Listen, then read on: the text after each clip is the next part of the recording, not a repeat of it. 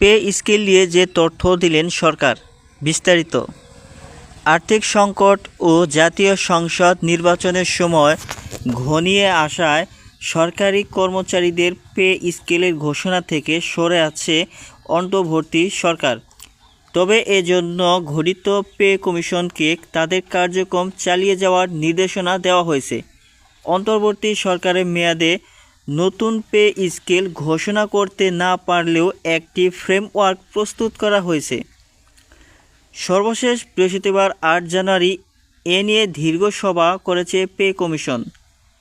এতে সভাপতিত্ব করেন কমিশনের চেয়ারম্যান জাকির আহমেদ খান।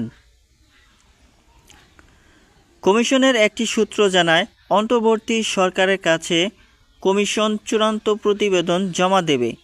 সরকারের হাতে যেহেতু সময় কম, তাই তা ঘোষণা দেওয়া হবে না। নির্বাচিত সরকারের কাছে তা হস্তান্তর করা হবে।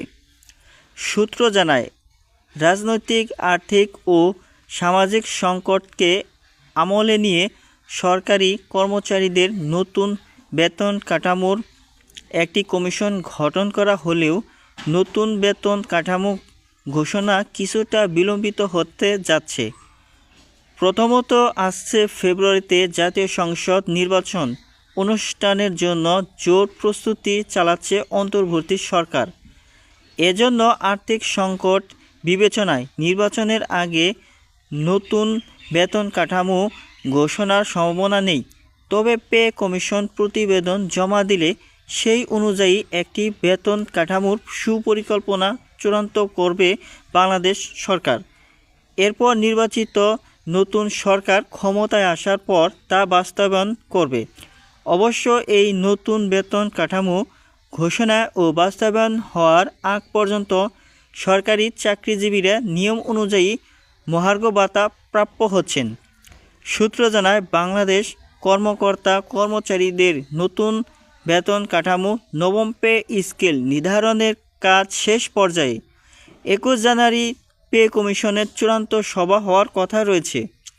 এ সভায় নতুন পে স্কেলের সুপারিশ চূড়ান্ত করা হবে, যা পরে প্রধান উপদেষ্টা ও অর্থ উপদেষ্টার কাছে হস্তান্তর করবে। যদিও সেই তারিখ এখন নির্ধারিত হয়নি বলে জানা গেছে। এ প্রসঙ্গে বাংলাদেশ ব্যাংকের governor doctor Ahsan H Mansur গণমাধ্যমকে তিনি জানিয়েছেন, আসন্ন জাতীয় নির্বাচনের আগে নতুন পে স্কেল ঘোষণার কোনো সম্ভাবনা নেই। বর্তমান অন্তর্বর্তী সরকার এ বিষয়ে কোনো চূড়ান্ত সিদ্ধান্ত নেবে না এবং সেটাই যুক্তিযুক্ত। প্রিয় দর্শক, পে স্কেল নিয়ে যাবতীয় তথ্য পেতে চাইলে অবশ্যই আমাদের এই চ্যানেলটিকে সাবস্ক্রাইব করে রাখেন।